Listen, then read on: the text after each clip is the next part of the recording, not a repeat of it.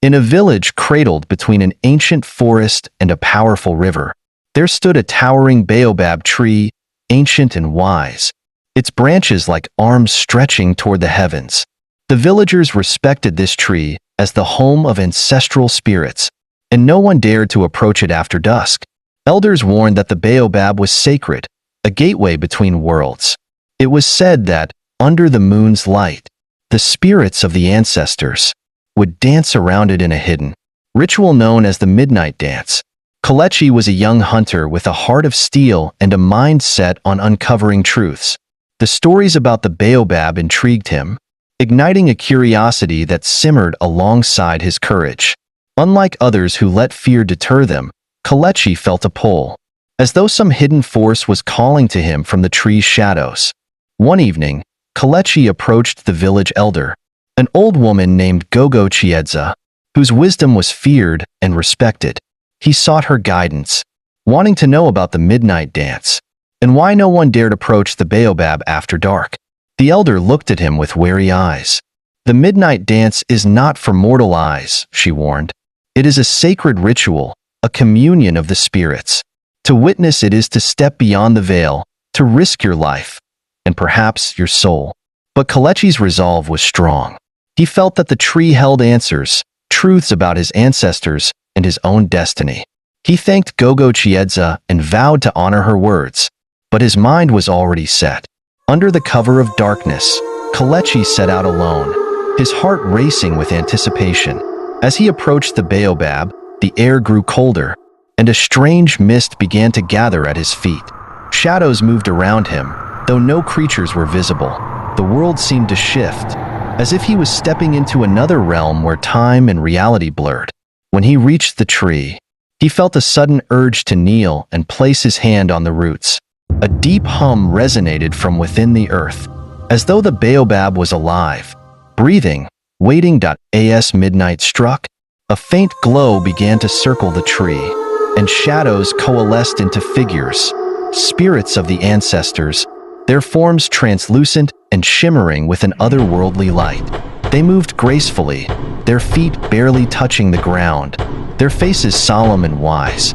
This was the midnight dance, a ritual as old as time. Though Kelechi's instincts told him to flee, he held his ground.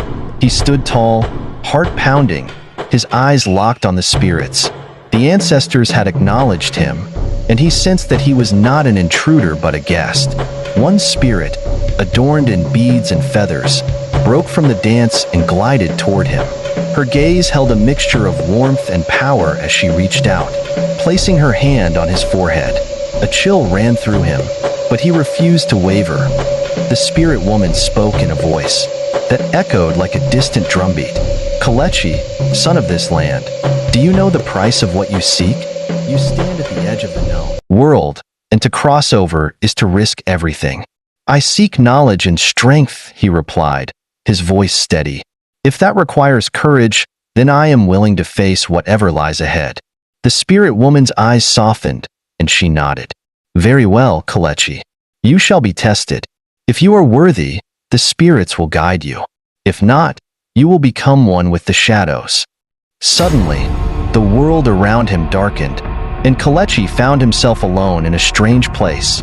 A dense forest where every tree seemed to whisper his name. A deep voice rumbled, filling the air like a storm. "Face your fears, Kelechi. Only those who conquer themselves may stand among the spirits." One by one, visions of his greatest fears manifested before him. Monstrous creatures with fangs, darkness that pulled at him, and shadows that clawed at his skin. But Kelechi met each vision head-on, wielding his courage as his only weapon. He fought, stumbled, and rose again, his determination unbroken.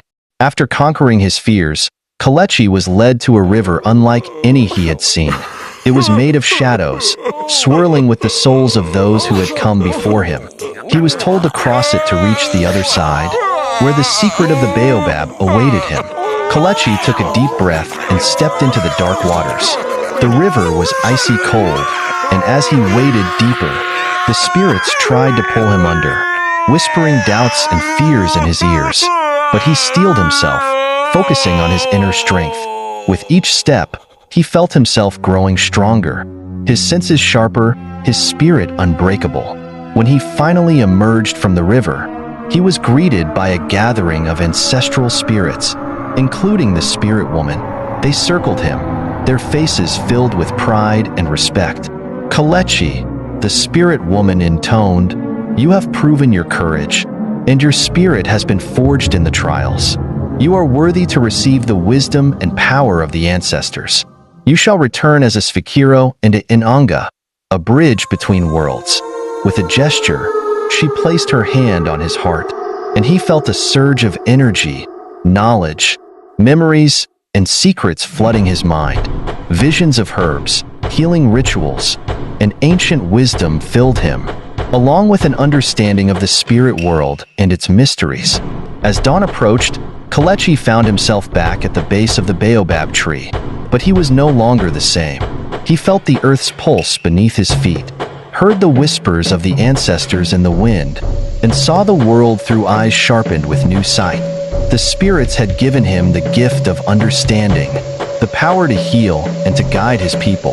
When he returned to the village, the people noticed the change in him.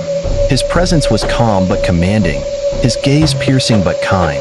He spoke to Gogo Chiedza, who nodded with a knowing smile. She recognized in him the power of a true Sfikiro, one who could walk between worlds.